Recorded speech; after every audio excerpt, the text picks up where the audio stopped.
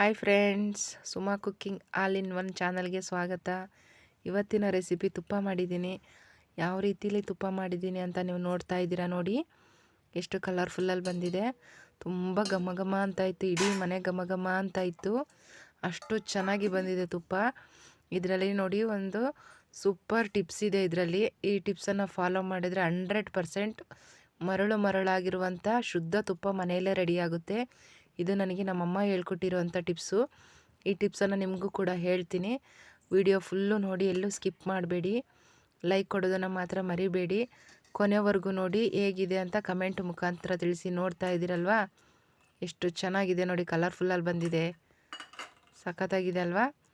ಗಮ್ಮಂತ ಇತ್ತು ಮಾತ್ರ ತುಪ್ಪ. ನೋಡಿ ಕಲರ್ ಹೇಗಿದೆ. ಬನ್ನಿ ಈಗ ಇದಕ್ಕೆ ನಾನು ಏನೇನು ಹಾಕಿದ್ದೀನಿ ಅಂತ ನಿಮಗೆ ಕೂಡ ತೋರಿಸ್ತಾ ಹೋಗ್ತೀನಿ. ನೋಡಿ, ಸ್ಕಿಪ್ ಮಾಡಬೇಡಿ. ಸ್ಕಿಪ್ ಮಾಡಿದ್ರೆ ನಿಮಗೂ ಕೂಡ ಏನೋ ಗೊತ್ತಾಗೋದೇ ಇಲ್ಲ. ನೋಡಿ, ಬೆಣ್ಣೆ ತೊಗೊಂಡಿದ್ದೀನಿ ನಾನು. ನಿಮ್ಮ ಮನೇಲಿ ಎಷ್ಟಿರುತ್ತೋ ಅಷ್ಟು ಬೆಣ್ಣೆ ತೊಗೊಳ್ಳಿ. ಅಷ್ಟಕ್ಕೆ ತಕ್ಕಂತೆ ಇಂಗ್ರೀಡಿಯೆಂಟ್ಸ್ನ ನೀವು ತೊಗೋಬೇಕಾಗುತ್ತೆ. ನೋಡಿ, ಇಲ್ಲಿ ನಾನು ವೀಳ್ಯದೆಲೆ ತೊಗೊಂಡಿದ್ದೀನಿ, 2 ವೀಳ್ಯದೆಲೆ, ಸ್ವಲ್ಪ ನುಗ್ಗೆ ಸೊಪ್ಪು ತೊಗೊಂಡಿದ್ದೀನಿ, ಸ್ವಲ್ಪ ಮೆಂತ್ಯ ತೊಗೊಂಡಿದ್ದೀನಿ, ಏಲಕ್ಕಿ ತೊಗೊಂಡಿದ್ದೀನಿ, ಒಂದು ಸ್ವಲ್ಪ ಉಪ್ಪು, ಸ್ವಲ್ಪ ಅರಿಶಿನ ಪುಡಿ ತೊಗೊಂಡಿದ್ದೀನಿ. ನೋಡ್ತಾ ಇದ್ದೀರಲ್ವಾ, ಇಷ್ಟು ಐಟಮ್ ಬೇಕಾಗುತ್ತೆ. ಈಗ ನೋಡಿ, ನಾನು ತುಪ್ಪ ಕಾಯಿಸೋದಕ್ಕೆ ಗ್ಯಾಸ್ ಮೇಲೆ ಇಟ್ಟಿದ್ದೀನಿ ಪಾತ್ರೆನ. ಇದು ಫುಲ್ಲು ಮೆಲ್ಟ್ ಆಗಬೇಕು. ನೋಡಿ, ಇದು ಫುಲ್ಲು ಕರಗಬೇಕು. ಅದು ಬಿಸಿ ಕರಗಿದ ಮೇಲೇ ನಮಗೆ ತುಪ್ಪ ಸಿಗೋದು.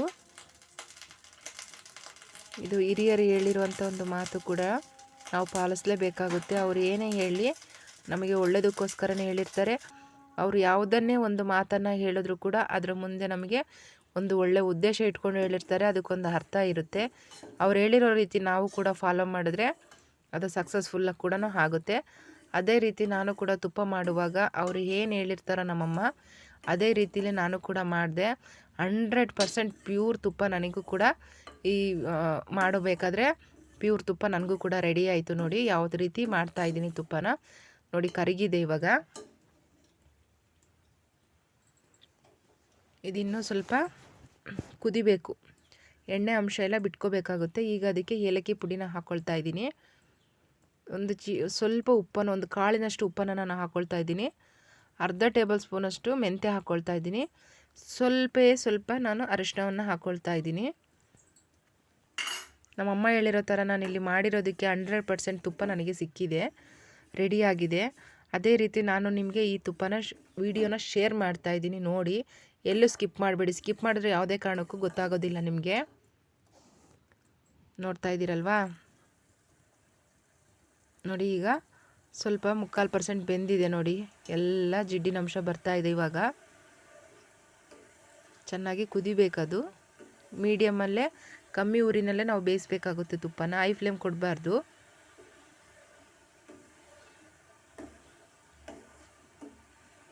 ಇದು ತಳ ಹಿಡಿಯುತ್ತೆ. ಆಗಾಗ ಸ್ಪೂನಲ್ಲಿ ಈ ಥರ ತಿರುಗಿಸ್ತಾ ಇರಬೇಕು. ನೋಡ್ತಾ ಇದ್ದೀರಲ್ವಾ, ಆಗ್ತಾಯಿದೆ ತುಪ್ಪ, ರೆಡಿ ಆಗ್ತಾಯಿದೆ. ಘಮ ಘಮ ತುಪ್ಪ ಅನ್ನಕ್ಕೆ ಹಾಕ್ಕೊಂಡು ತಿಂತಾ ಇದ್ದರೆ ಒಳ್ಳೆ ಊಟ. ನೋಡಿ, ಈ ಥರ ಆಗ್ತಾಯಿದೆ. ಫೈನಲಿ ಆಗ್ತಾ ಬಂತು ತುಪ್ಪ. ಲಾಸ್ಟಲ್ಲಿ ನಾನೀಗ ಏನು ಮಾಡ್ತಾಯಿದ್ದೀನಿ ಅಂದರೆ, ನಮ್ಮಮ್ಮ ಹೇಳಿರೋ ಥರ ನೋಡಿ, ನುಗ್ಗೆ ಸೊಪ್ಪು ಎಲೆನ ನಾನು ಇಲ್ಲಿ ಹಾಕ್ತಾಯಿದ್ದೀನಿ. ಇದನ್ನು ಹಾಕ್ಬಿಟ್ಟು ನಾವು ಪ್ಲೇಟನ್ನು ಮುಚ್ಚಬೇಕಾಗುತ್ತೆ, ಗ್ಯಾಸನ್ನು ಆಫ್ ಮಾಡಬೇಕಾಗುತ್ತೆ. ನೋಡಿ, ಪಟ ಅಂತ ಸಿಡಿತಾ ಇದೆ. ನಾವು ಎಲೆ ಮತ್ತು ನುಗ್ಗೆ ಸೊಪ್ಪು ಹಾಕೋದ್ರಿಂದ ಅದರ ಘಮ ಅದರಲ್ಲಿ ಬಿಟ್ಕೊಳ್ಳುತ್ತೆ ತುಪ್ಪದಲ್ಲಿ. ಕೇಳಿಸ್ತಾ ಇದೆಯಾ ನಿಮಗೆ ಸೌಂಡು? ಪಟ ಅಂತ ಸಿಡಿತಾ ಇದೆ.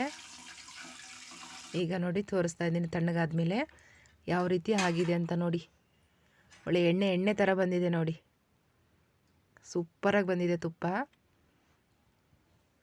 ಈಗ ಎಲೆ ಮತ್ತು ನುಗ್ಗೆ ಸೊಪ್ಪನ್ನು ನಾನು ತೆಗಿತಾ ಇದ್ದೀನಿ. ನೋಡಿ, ಸೋಸ್ಕೊಳ್ತೀನಿ. ಇದನ್ನು ನಾನೊಂದು ಬೌಲಿಗೆ ಹಾಕ್ಕೊಂಡು ಸೋರಿಸ್ಕೊತೀನಿ, ಒಂದು ಬಾಕ್ಸಿಗೆ ಹಾಕ್ಕೊಂಡು.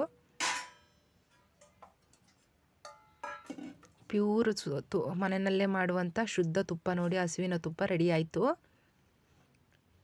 ಎಲೆ ಮತ್ತು ವೀಳ್ಯದೆಲೆ ಮತ್ತು ನುಗ್ಗೆ ಸೊಪ್ಪನ್ನು ಹಾಕೋದನ್ನು ಮರಿಬೇಡಿ. ಮತ್ತು ಉಪ್ಪು ಹಾಕೋದ್ರಿಂದ ಮಕ್ಕಳು ತಿಂತಾರಲ್ವ, ಕೆಮ್ಮೆಲ್ಲ ಬರೋದಿಲ್ಲ. ಅರಿಶಿನ ಪುಡಿ ಹಾಕೋದ್ರಿಂದ ಇಮ್ಯುನಿಟಿ ಪವರ್ ಜಾಸ್ತಿ ಆಗುತ್ತೆ. ನೋಡ್ತಾ ಇದ್ರಲ್ವ, ಮೆಂತ್ಯ ಹಾಕೋದ್ರಿಂದ ಮೆಂತ್ಯ ತಂಪು ನಮಗೆ, ಏಲಕ್ಕಿ ಹಾಕೋದ್ರಿಂದ ಒಳ್ಳೆ ಫ್ಲೇವರ್ ಬರುತ್ತೆ. ನೋಡಿ ಯಾವ ಥರ ಬಂದಿದೆ ತುಪ್ಪ, ನೋಡ್ತಾ ಇದ್ದೀರಲ್ವ, ತುಂಬ ಚೆನ್ನಾಗಿ ಬಂದಿದೆ. ಇಷ್ಟ ಆಗಿದೆ ಅಂದ್ಕೊಂಡಿದ್ದೀನಿ ತುಪ್ಪ ಮಾಡೋ ವಿಧಾನ. ಹೇಗಿದೆ ಅಂತ ಕಮೆಂಟಲ್ಲಿ ತಿಳಿಸಿ. ಹಾಗೆ ಲೈಕ್ ಕೊಡೋದನ್ನು ಮಾತ್ರ ಮರಿಬೇಡಿ. ನನ್ನ ವಿಡಿಯೋ ನೋಡಿದ್ದಕ್ಕೆ ಧನ್ಯವಾದಗಳು friends. Thank you for watching.